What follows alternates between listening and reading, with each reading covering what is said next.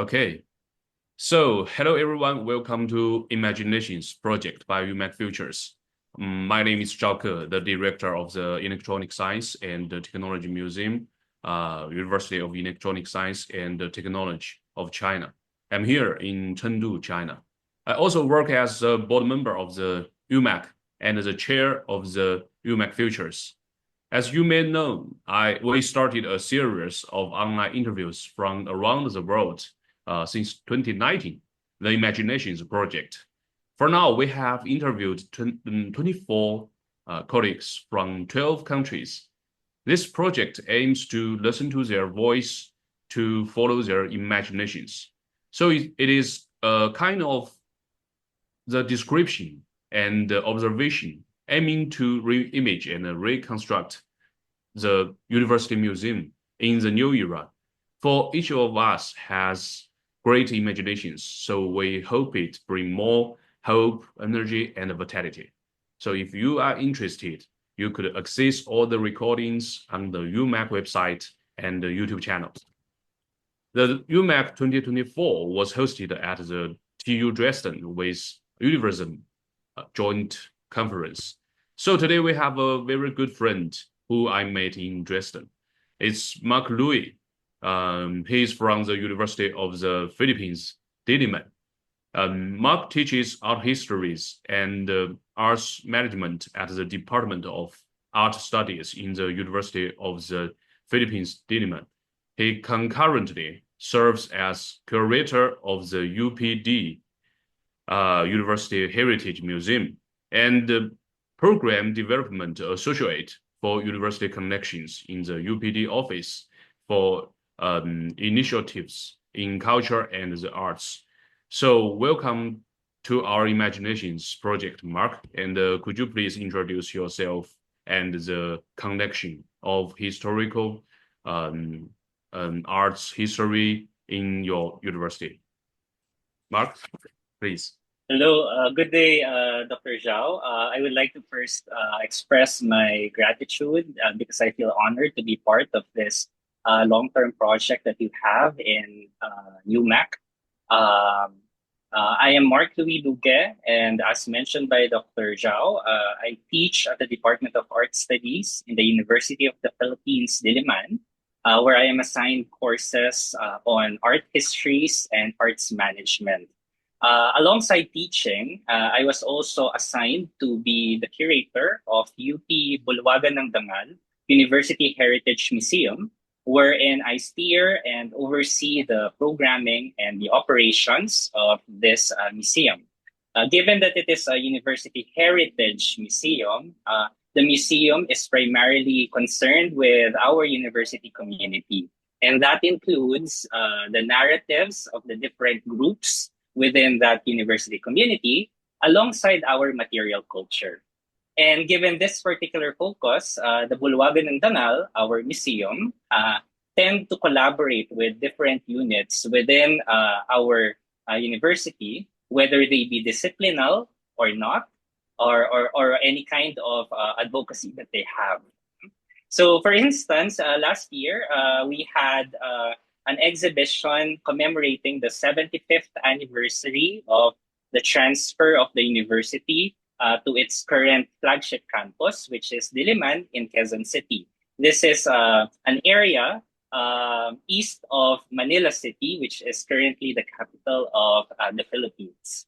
So this is an exhibition. This was an exhibition on the different stories that demonstrate the connectedness of the different individuals and groups within our community as we settled into this new space, into this new campus.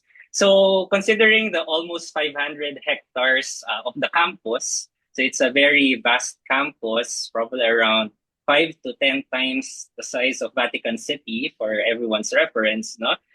It is not only an academic institution. So the campus itself is also a home to a broader set of people, even beyond the academic and non-academic staff, which makes the campus itself a thriving, complex community.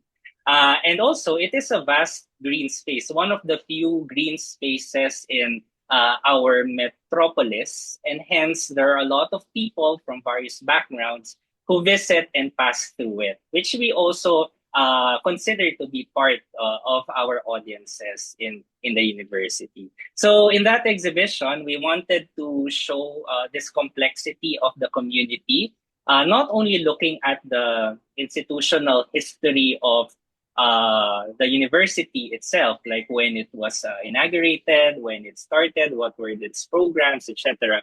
But we also wanted to look into the different changes and developments in the different aspects of the university as a community. So that includes the housing of the students, housing of the faculty members, the non-teaching staff, including transportation, given that it's a very vast campus. No? So we have our own modes of transportation, food services, and those kinds of aspects.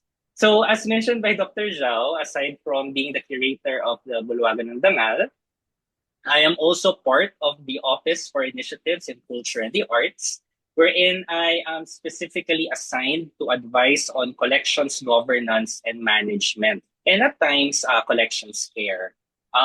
Collections care. Okay, so the setup in the University of the Philippines, Diliman, is similar with many universities, wherein the collections are really vast, and that there is no central repository and no central means of management to them. So, meaning different colleges, different schools have their own collections, and they also have their own way of managing them.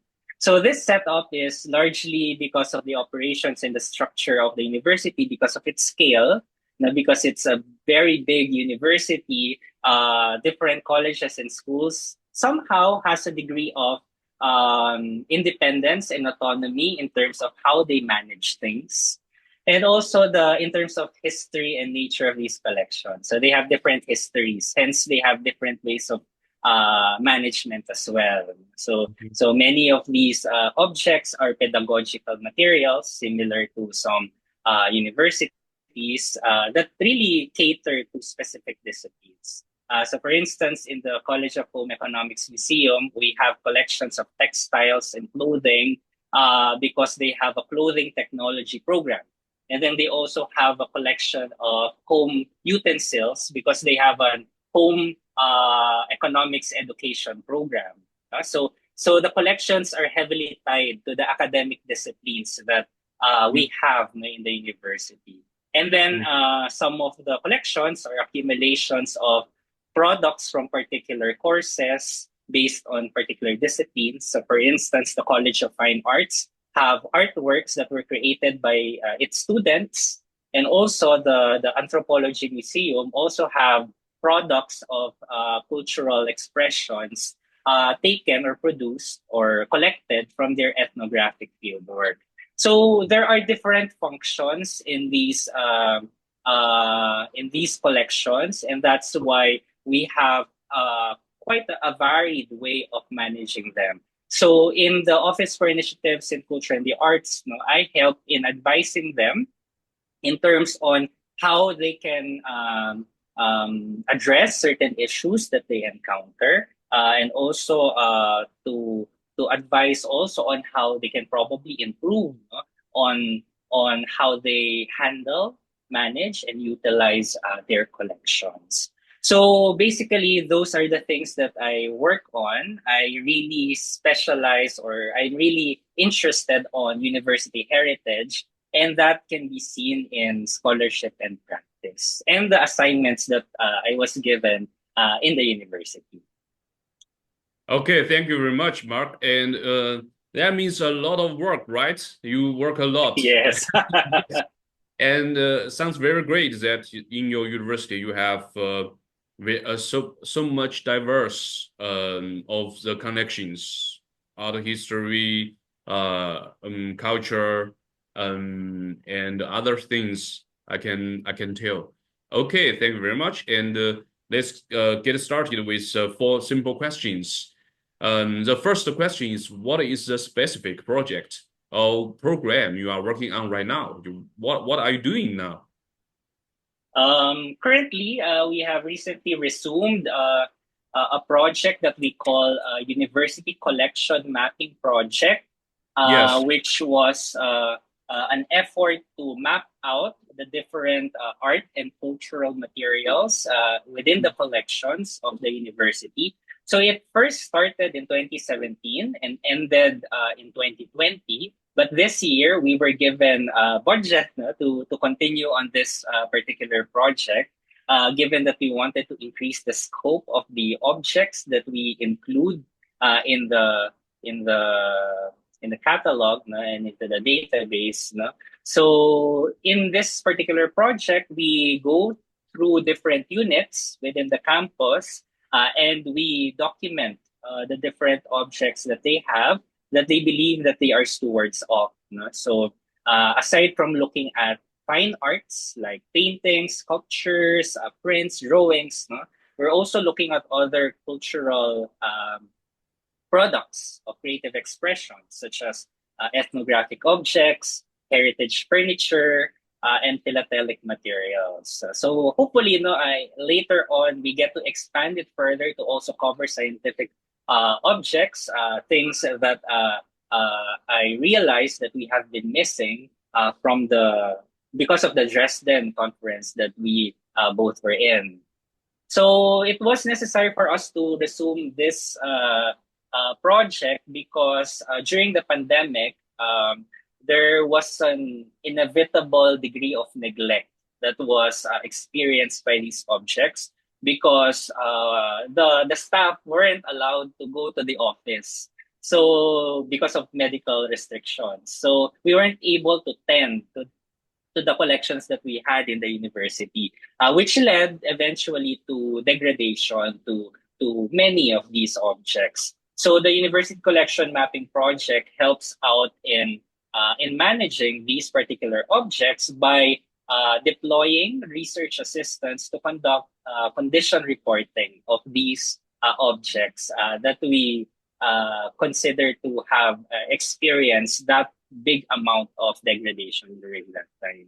Well, alongside collections work, we're also currently running an outdoor exhibition since February. It will run until June. So the exhibition is entitled Kalikasan, Outdoor Art Projects on Campus Ecology. So this is an outdoor exhibition that is a component of this year's UP Diliman Arts and Culture Festival with the theme Kalahok sa Nagbabagong Kalikasan or Participants to the Changing Environment. So we're looking in this festival, we're looking into the agency of humanity in shaping the conditions of nature, like anthropogenic climate change, like what were the human acts that caused this particular condition of nature that we currently are in, and what are the things that humans can also do to mitigate the risks and the damages that we have done to the environment.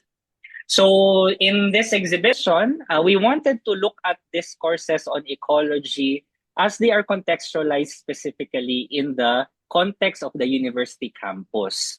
So in the field of culture and arts, discussion on ecology have long been discussed. But we haven't really seen these discourses yet in the context of the campus of the university. So these ideas on the intersectionality of the various socio-economic human issues in relation to ecological issues, the balancing act between conserving nature and the needs of our particular communities. So these kinds of ideas, now we wanted to engage artists to look into how these particular ideas relate with our campus. Given especially that this particular campus is the place where we inhabit, and we are the ones who are managing the use of this space, and we also wanted to see how we have been caring for the land and the flora and fauna in this particular campus. So those are the projects that are currently ongoing that I am a part of. No? So similar with museums, no? So they're on collections and they're also on exhibitions. Yes. Thanks, Mark, and very wonderful project, for the um, management of all the connections, for the cultural things in the campus and all the things, and very systematic. Okay, so let's move to the second question. Um, you are teaching in the university, and you also do things working on the cultural material things and the university museum things. Can you describe the most unforgettable experience in the past years um, when you are doing this? When you are doing this, Okay, maybe the challenge, the most challengeable things, or the well, probably the most unforgettable experiences I get from working on collections is the discovery of new objects in the campus. Given that I am teaching and I study art history, it's really fascinating for me to see our university to have and handle these objects that we haven't really seen before, at least in terms of canonical art history. So it's really surprising and it's also fulfilling to do collections work because we get to have a first hand experience discovering these particular objects earlier than when or before art historians get to talk about these particular objects. In terms of challenge, you mentioned what is the most challenging experience. Probably I can say that this outdoor exhibition is one of the most challenging ones, the one I mentioned a while ago, considering that Mm, it's my first outdoor art exhibition that runs for 4 months. So it ran starting February and it will run until June this year. So it's a challenging project because there are really a lot of factors that come into play when you are curating an outdoor exhibition, unlike when the exhibition is indoors. Such as, for instance, weather, right? Weather, it would be mhm. very sunny. The Philippines is a Yes. very hot and humid country. Um, wind is also a factor. Winds can be strong in our campus. Security, given that our campus is a public space, so anyone can actually enter the campus. So the artworks are susceptible to theft and vandalism. And in addition, the different ways on how the audiences interact with the artworks, most especially considering that not all audiences that we have in our campus are uh, learned in terms of museum protocol and museum etiquette, right? So since many of them are not really that experienced, some of them probably have never been to a museum before, no? So they interact with the artworks in different ways. So one of these artworks, which is really engaging for these kinds of audiences, is one by an artist named Carl Castro, and he entitled his work "Urban Forestry Institute Diliman," which is a structure made out of bamboo, which serves as an open space that can be used by literally anyone. No? So it you can stay there, you can just rest, you can study there, you can use it for different activities that you have in your organizations and the like. So the title itself, Urban Forestry Institute, is a nod to the history of the campus as a forest or as a farmland before it was transformed into the university that it is now. So before the transfer of the University of the Philippines to the Diliman campus, the area was being tilled by farmers. So it's a farmland, it's a field, alongside some parts being forests. So it looks into that particular history. That's why it's named that way. At present, we are encountering issues in the university in relation to available usable structures that we have. A lot of buildings in the campus are being renovated, the same as in our museum, the same as in our main library and a lot of colleges as well. And some of them are under construction because of certain fire incidents that really destroyed the entire building. So there really is a lack of space currently, and the artwork not only being an aesthetic product, no, it also tries to address that particular need that is being felt by the community of the campus. No? Mm-hmm. So there the how the audiences engage with the artwork is really fascinating and challenging. Well, some of the teachers used it for their activities, for their lectures, and then there are children that are playing and using the artwork as a playground. Like some of them are climbing to the roof of the structure Yes, of to the course. detriment of the artwork itself because it's just made out of bamboo. So it wasn't really designed to hold the weight of children in its canopy, right? So it was really challenging for us because these kinds of engagements have to be analyzed, which should be permitted, which should be prohibited, no, based on the vision of the artist alongside what would be allowed by the university administration. So it's a constant renegotiation between Mhm. the different parties involved, which makes it challenging but also interesting. So, given that the exhibition will run until June 18, we are expecting that more of these kinds of challenges would still unfold later on. So we're still preparing ourselves not to expect these kinds of uh, problems and challenges. Okay, thanks, Mark. And we can see that the new look like the new discoveries the new discoveries make you more excited about the research and the work.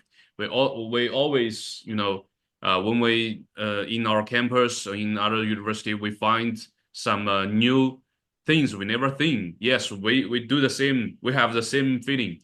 Okay, and as you mentioned about the exhibition, you just extend the art at every corner of the campus. It's very great. It's like the emerging exhibition for all the audience, right? And I think it's very interesting, and it's also the same challenge for all the university museums or all the museums that you we are trying to attract the most audiences to touch or feel the exhibition or the objects. But at the same time, we have to protect them and we have to find the balance point for both sides. So there is a case in our museum. We have radar in outside our museum. It's like the outdoor exhibition with one object, the radar. And every weekend there are many kids there around the radar, and they would like to climb up to the top of the radar. And it's like 3 or 4 meters high, so it's a little bit risky for them. So we have to, you know, um, we have to persuade their parents to keep their safety. At the same time, encourage them to touch the radar. So it's very interesting. And the way University Museum, we also always are finding the balance point. So yes, okay. Let's move to the third question. Um, this year, the ICOM 2025 is coming, right? Are you going to Dubai? That I would have to think yet. I haven't really decided yet. Yes, okay. So the ICOM Dubai is coming, and the theme of the conference, the big conference this time, is the future of museums in rapidly changing communities. But and with three interconnected subtitles, intangible heritage, the youth power, and the new technologies. What do you think of these themes, subtitles in your university museum context? That's a beautiful question. Uh, I think these ideas that you mentioned, the sub themes or subtitles of the conference are really core to what we do as university museums because Mm-hmm, of our context within an educational institution. So we always deal with the youth, right? So specifically mm-hmm, our students, and mm-hmm, given the changes in how we engage with them because of changes in society, we also have to deal with new technologies because these are modes on how we can touch and engage this set of audiences. Uh, so, what is interesting for me and for our museum, which is a heritage museum, which is concerned with the community of mm-hmm, the university, is that although the students, the youth, are the largest audience that we have in terms of number. So, for instance, the University of the Philippines, Diliman has around 25,000 students every year. So, that's how big it is. Okay. Even if they're the largest audience, they are transitory because they tend to stay only for the duration of their program. Like they stay in the university for just 4 years, 5 years, maybe some people 6 years, etc. Unlike in stark contrast with faculty members and non-teaching staff who tend to spend their lifetime in the university. So they really stay that long. So the challenge in our museum, the University Heritage Museum, is to how to touch their lives, how to provoke them to think and feel, and how they can see the museum as a site of belongingness to this community that we have in the university in such short span of time. So how can the museum do that in just 4 years? Because they're just staying there for 4 years. So I think it's not really just about the methods that we use, like using technology, new media for the museum, for instance, so that it will pick the interest of this generation of audiences, but also in the content that we wish to offer to them. What are the things that we want them to experience? And from this experience, what do we want to co-create with them? mm-hmm, In our university, during my first few months as curator of the museum, we collaborated with the official student publication of the university. It's called the Philippine Collegian. And we created and we mounted this exhibition that looks at the history of the publication during a very dark period in the history of our country's history, the Marcos martial law period, wherein there was really strong press censorship during that time. So we wanted to see how the state or the condition of student or campus journalism during that time when presses were being closed because they say something bad against the government. So that was especially relevant during that time in 2023, if I'm not mistaken, because the year before that, the country elected the son of the dictator into the presidency. So the son of Marcos, no, also a Marcos. So it was really a relevant time for this particular group of students uh, who believe in the power of freedom of speech, freedom of expression, the power of words to influence people. No? So we felt that the University Heritage Museum has that opportunity to touch on the lives and practices of these students student writers, student artists, no, Mhm. during that particular fragile moment in the history of our country. So I think no, that is an example of how our museum probably can be considered to have really attempted to touch on the youth and their power as co-collaborators in an exhibition in relation to the issues that were surrounding us during that time.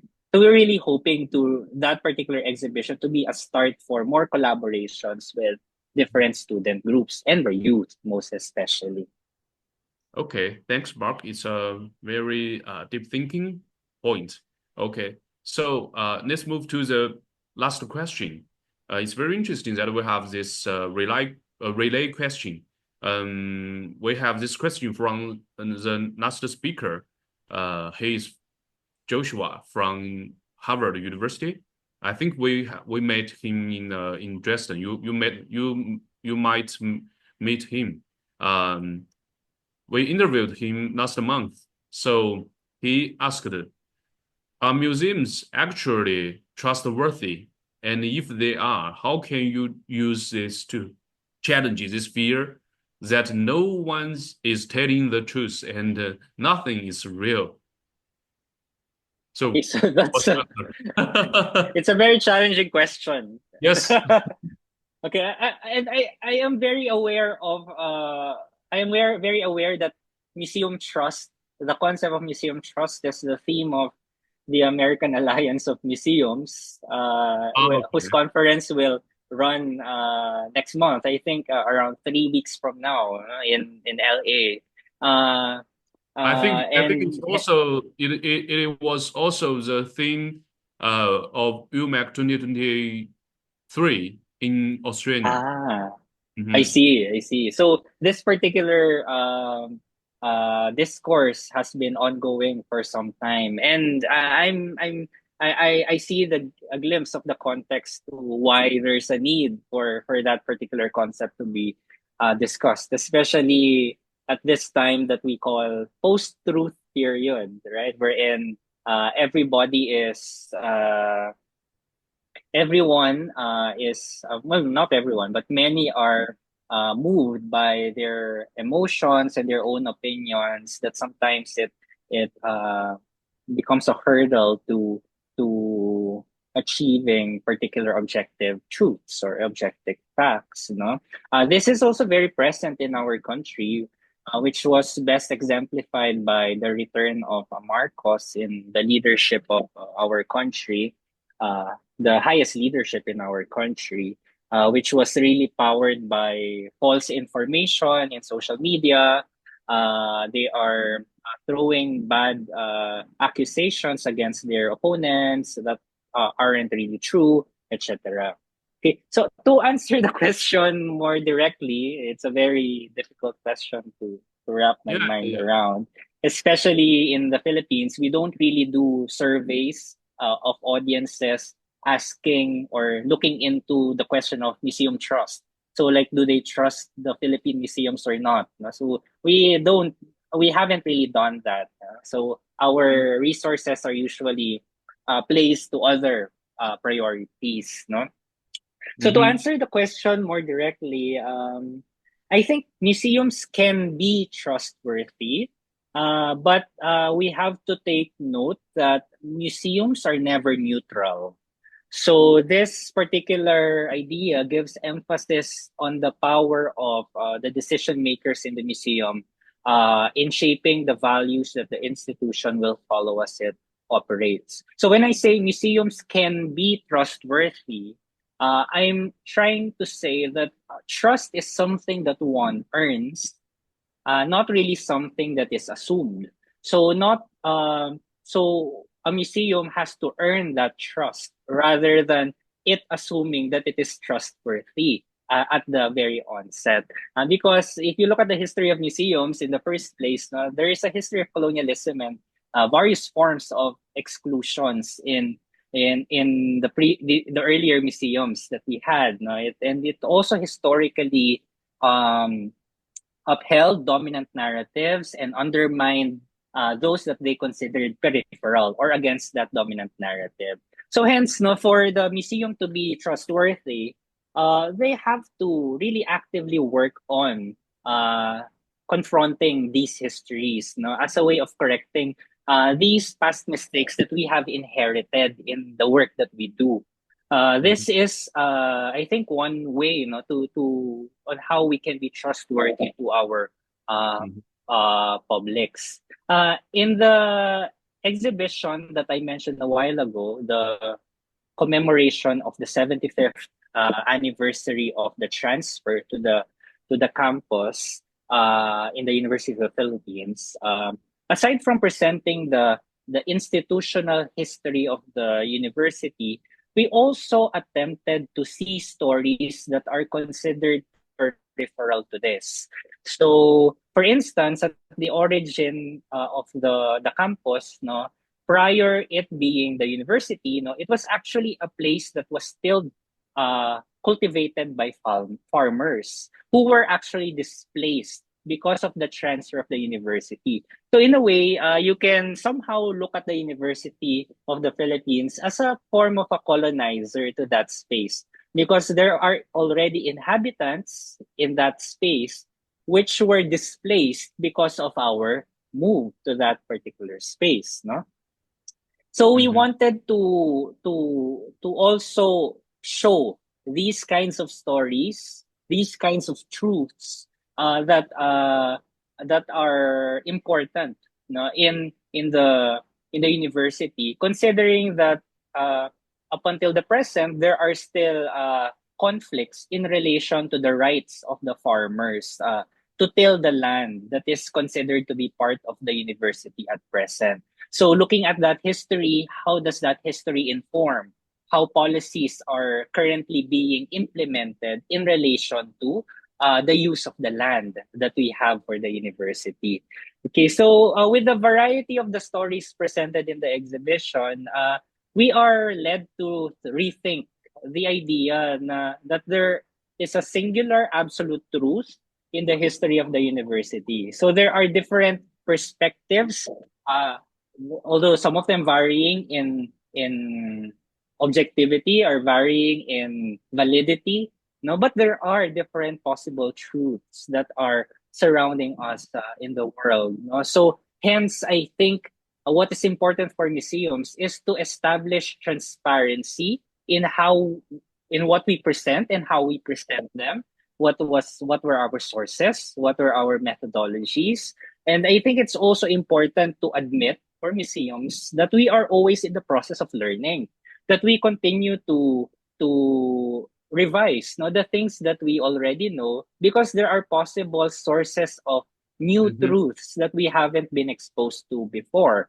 And this highlights the idea of collaboration, that the museum is not a static institution that already has the truth for Mhm. everyone.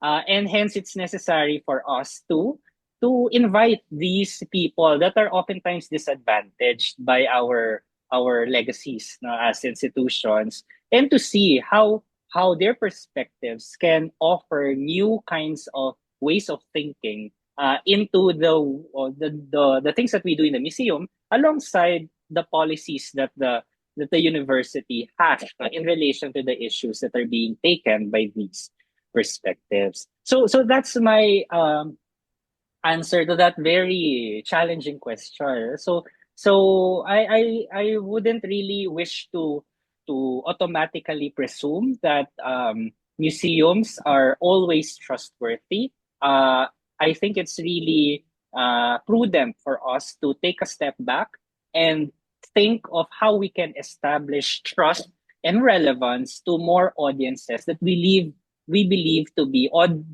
necessary audiences for our museum. I hope I answered the question, Dr. Yeah, yeah, Zhao. yeah. Yes.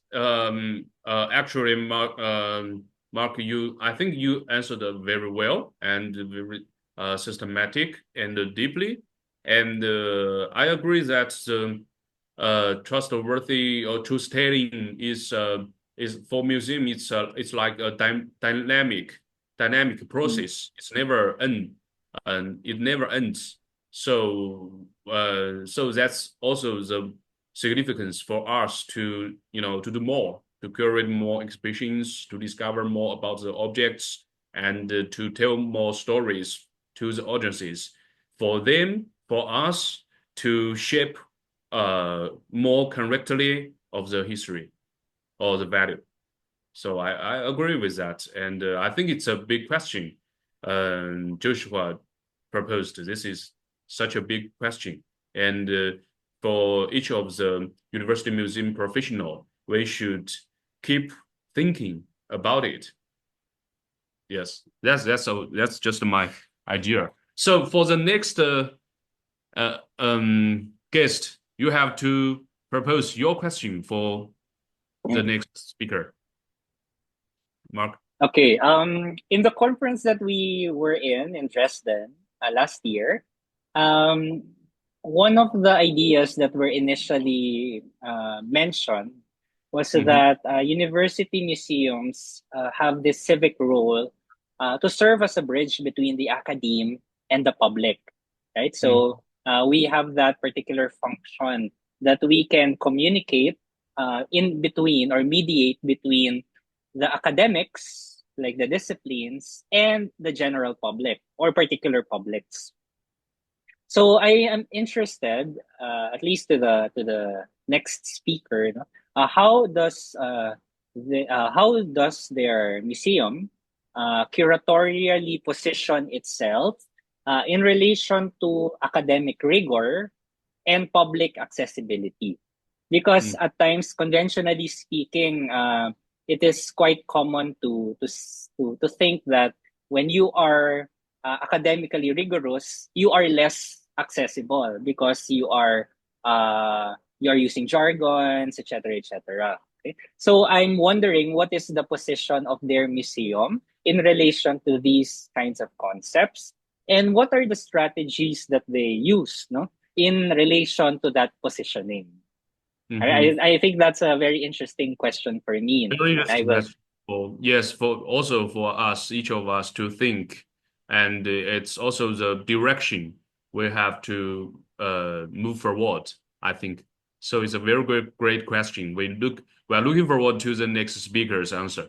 Okay, okay. So thank you very much, Mark. That's all from us today. It's those are the four simple questions.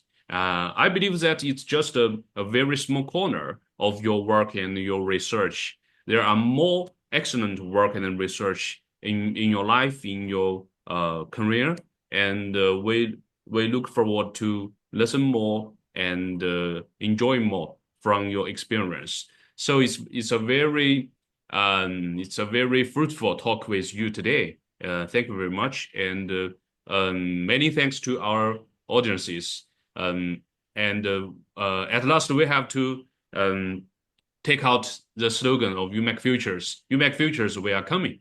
So see you next time, Mark, and see you next time, our audiences. Thank you very much.